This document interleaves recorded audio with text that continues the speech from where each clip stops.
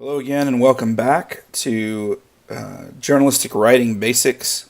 And specifically in this video, we're going to be talking about the basics of conducting an interview.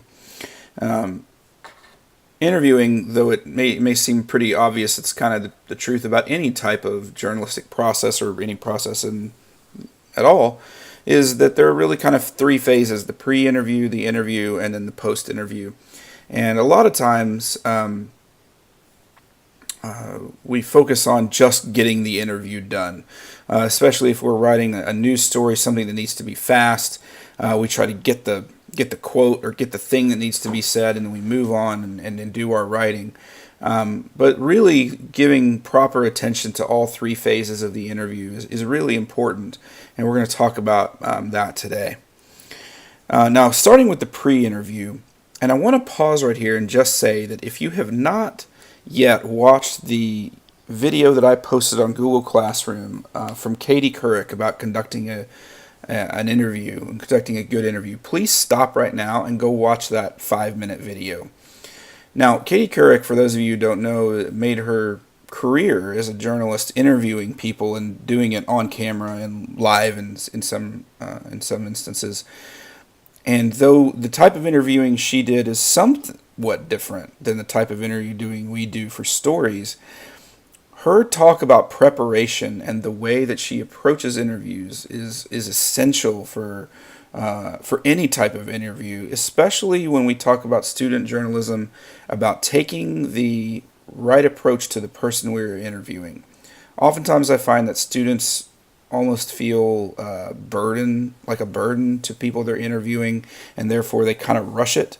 But in preparation, as Katie Couric says, being prepared and actually treating your interviewer like what they are talking about is incredibly important, will go a long way to getting you a better interview.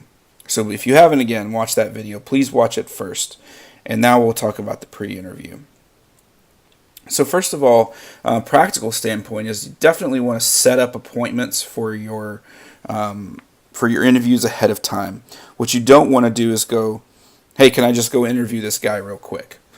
And not give them any time for preparation to know that you're coming, and maybe even not give yourself any preparation and time to write questions or really know what you want to get out of the interview. Again, going along with that, really know the purpose of your interview. What are you looking for? Not just for them to say something about the subject. As I say there on the screen, can I interview you about student council?